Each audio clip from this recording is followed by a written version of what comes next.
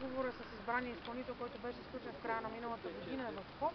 Договорът е на инженеринг, както знаете. В момента се прави допроектирането за технически проект и сме готови с първия пакет, който внасям сега на Министерски съвет за отчуждаване на земите.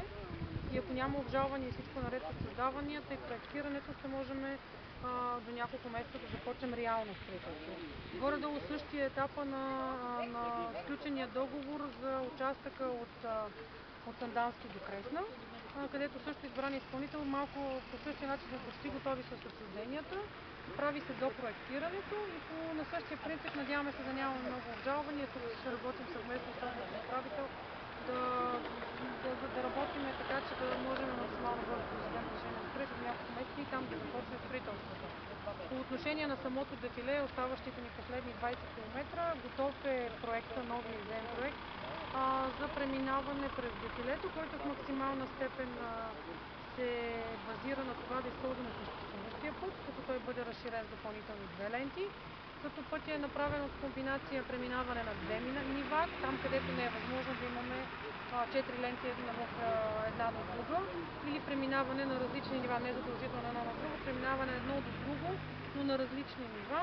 Предвиждат се 11 големи съоръжения, 2 тунела и 7 моста, за да можем да преминем по най-добрия възможен технически начин през дефилето и в същия момент да запазиме все пак и околната среда, но да бъде технически изпълним и финансово постижим спрямо възможностите, които имаме с одобреното финансиране по програмата. В момента сме на етап изготвяне на ОВОС, след което ще бъде направени обществени обсъждания тук в региона и надявам се след това надявам се да се случи до края на годината и ако получим подкрепа и положителна оценка следващата година да процедираме към Европейската комисия за одобрение, защото знаете, за голямо мое съжаление имаме много сериозни негативни опити за бламиране на този проект от екологични организации, които се опитват да блокират изграждането на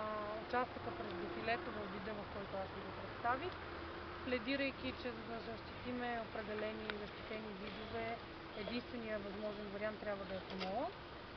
Тунела по много причини. Първо технически, второ от гледна точка на радиация, която е открита, трето сейзмоложки и четвърто, разбира се, времево и финансово е неизпълним, защото инвестицията би струвала почти милиард, би ни отнело повече от 7 години.